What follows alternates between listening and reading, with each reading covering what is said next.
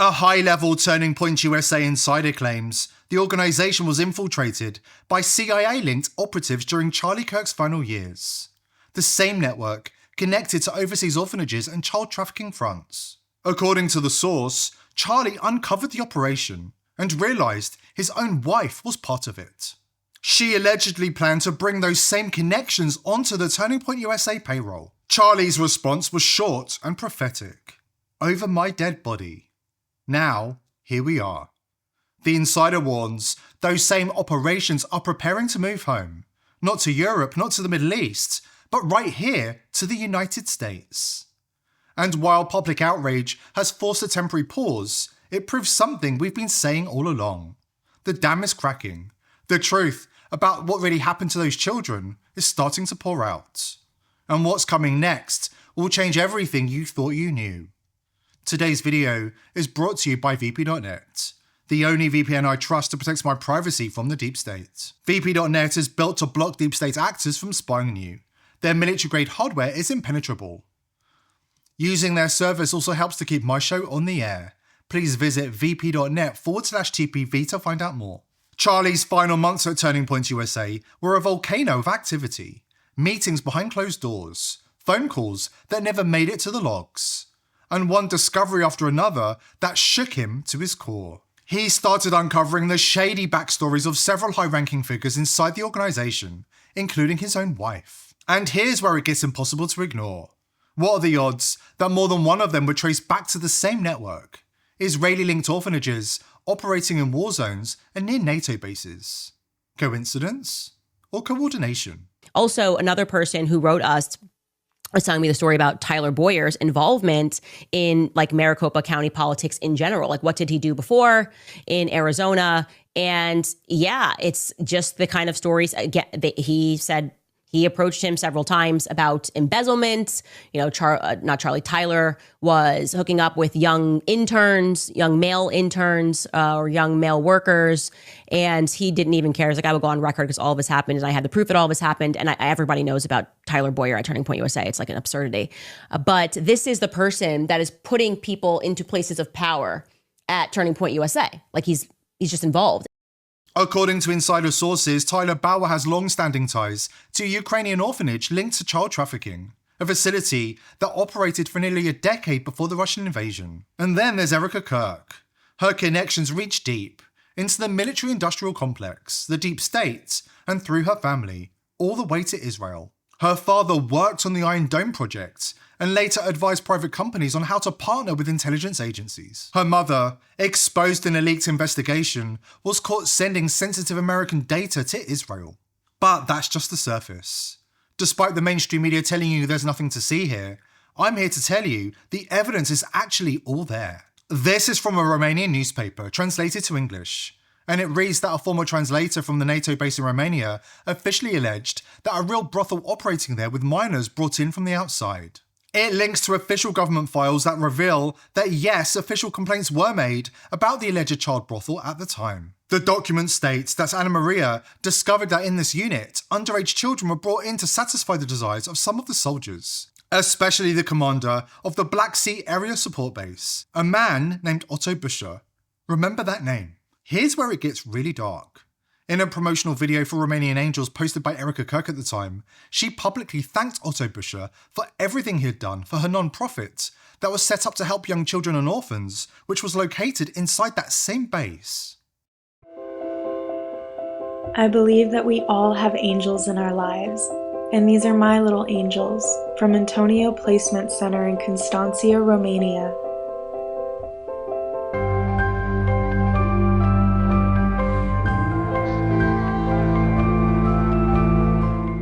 So the person Erika Kirk was working with in 2011 and 2012 was officially accused of child sex trafficking. If you're wondering why you haven't heard of this, well, there's something called the US-Romania Defense Cooperation Agreement, signed in 2005, where crimes committed by US forces on Romanian bases fall under US jurisdiction. So everything was swept under the rug. Otto Buscher retired, and Erika Kirk's Romanian Angels was shut down, and Erika kept a low profile, until she was introduced to Charlie Kirk in Israel.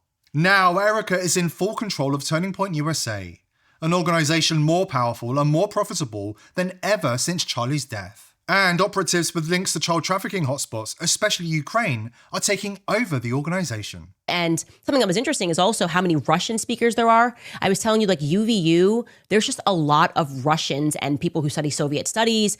Even the president of UVU majored in Soviet studies. Tyler Boyer majored in Soviet studies. He's a fluent Russian speaker. He spent years. And I'm going to assume when I say they speak Russian, that they're probably more tied to Ukraine. Like kind of coming full circle on that, because a lot of times people wrongly assume that people who speak Russian are Russian. And actually, Ukrainians, until they made it a law, they had to stop speaking Russian quite recently, were Russian speakers, right? Because it's Russia and it's their home. So it's interesting to consider that there are a lot of, I think even Mikey McCoy's wife might be Ukrainian. Correct me if I'm wrong on that. But that's something that I think is interesting as well. Or could be interesting. It might not be interesting, but definitely on the Tyler Boyer front, it's very interesting. He was involved with orphanages in the Ukraine, posted about helping Russian-speaking orphans or whatever it is years ago. Like I'm talking like 10 years ago. I just don't like it. I don't like it. The vibes don't feel right. According to insiders at Turning Point USA, this is an intelligence front organisation for the largest child trafficking operation in America. We've got the inside information right after this important word from our sponsor. I was doing some research online the other day and stumbled on a video from Chuck Norris. Yeah, the Chuck Norris. The guy is 85, but says he feels 50 and still kicking ass. I was skeptical at first, but once I watched the video, I realised the secrets he's spilling are ridiculously simple and completely hidden from the public. It shocked me. He's dodging 3 toxic foods the system shoves down our throats. Stuff that wrecks our bodies as we age. Big Pharma really doesn't want you to hear about this. I tried it myself, and I'm feeling sharp already. Chuck Norris is giving the information away for free in a no bullshit video. Visit chuckdefense.com/TPV, links below. That's chuckdefense.com/TPV. Watch it now, or stay suckered by their lies. According to a Turning Point USA insider who worked directly under Erika Kirk, the Mormon infiltration inside the organisation was no accident. The CIA has long recruited from the Mormon population, more than any other group in America, and there's a reason for that. Mormons are trained from birth to obey authority, to follow structure, and to trust leadership without question. That makes them perfect for covert work, for carrying out black ops that most people would stop and question. The kind of operations that would make a normal person ask, wait, are we the bad guys? But to them, it's all for a higher purpose. No guilt, no hesitation, just mission, faith, and obedience, no matter the cost. When you factor in the fact that Mormons are the most pro-Zionist movement in all of America, the pieces of the puzzle start coming together. You ever notice how sometimes a tragedy feels too perfect? Like the timing, the aftermath, all of it just lines up a little too clean? That's what it felt like for us when Charlie was shot. Middle of the day, cameras rolling, whole world watching. And just like that, the future president of the United States of America silenced forever. Everybody cried on camera, sure, the fireworks, the tributes, the prayers, but behind the scenes, in the executive offices, you could feel the relief. Because within a week, everything exploded. Donations, attention, influence, sky high. Donors that were ghosting us started calling again. The people who were distancing themselves, suddenly they wanted meetings. Charlie was worth more dead than alive. And now, Turning Point USA is more powerful than it's ever been. And the person running it? Yeah, I'm talking about Erika, the one everybody treats like some kind of evangelical Joan of Arc. I used to work under her, and she's not who she pretends to be. Charlie figured that out near the end. I think that's why he's gone. See, before she came into the picture, he wanted to take us in a new direction, away from the whole Christian Zionist thing. He started saying it out loud, that America's movement needed to stand on its own, that we couldn't just keep doing PR for another country. And that's when everything started changing around him. People he trusted started keeping him out of meetings. His calendar got lost more than once. And then he started digging. He told a few of us, quietly, that he'd found stuff about her past. Not rumors, documents. back when she was working with some orphanage in Romania, a place that suddenly shut down not long before Israeli handlers introduced her to him. Turns out it wasn't an orphanage, it was something way darker, connected to Israel.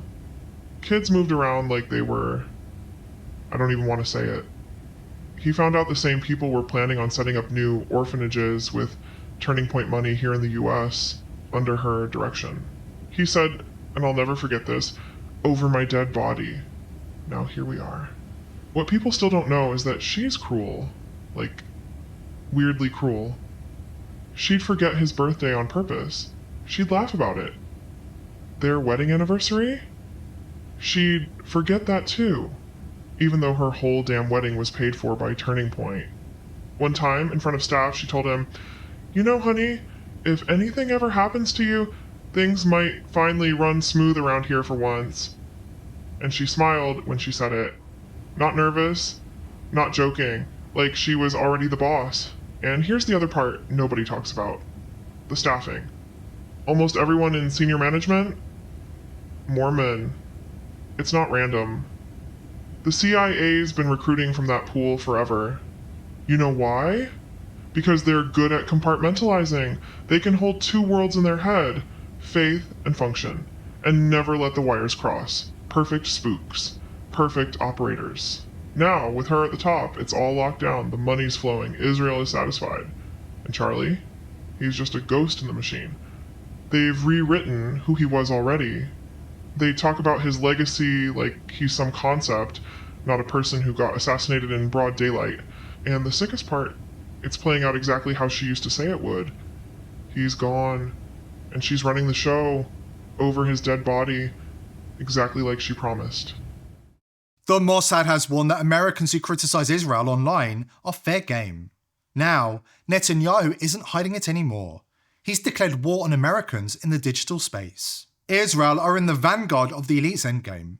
Digital ID, central databases, and total surveillance. All monitored and controlled from above. We have to fight back. Here's how.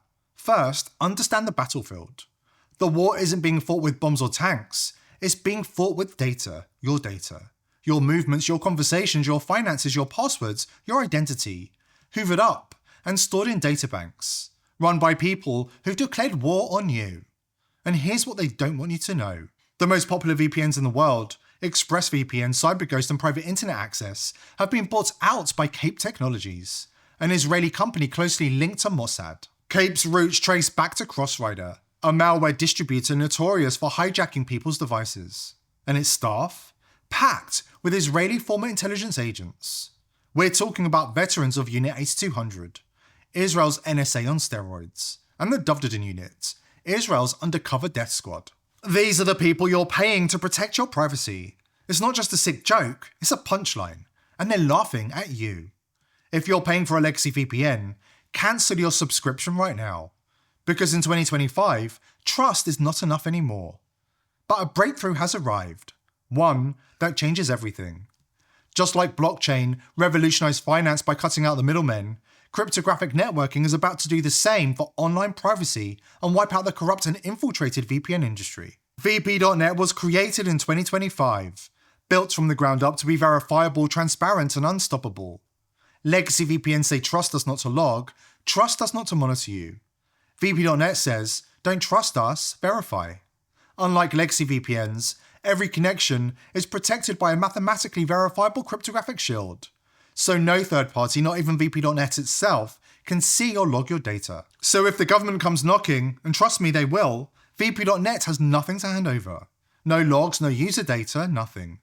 Even if somebody put a gun to their head, they'd walk away empty-handed. Head over to vp.net/TPV and see for yourself. VP.net is superior tech. It's fast, it's unhackable, and for our viewers, it's just $5 a month. A small price to stay protected on the new digital battlefield. Protect yourself today. Join the movement at vp.net/TPV and shut Big Brother's eyes for good. And here's the best part. Your membership doesn't just protect you, it helps to fund the world's first open source independently audited privacy network, powered by the people, not corporations. Join the movement at vp.net/TPV. Don't trust, verify.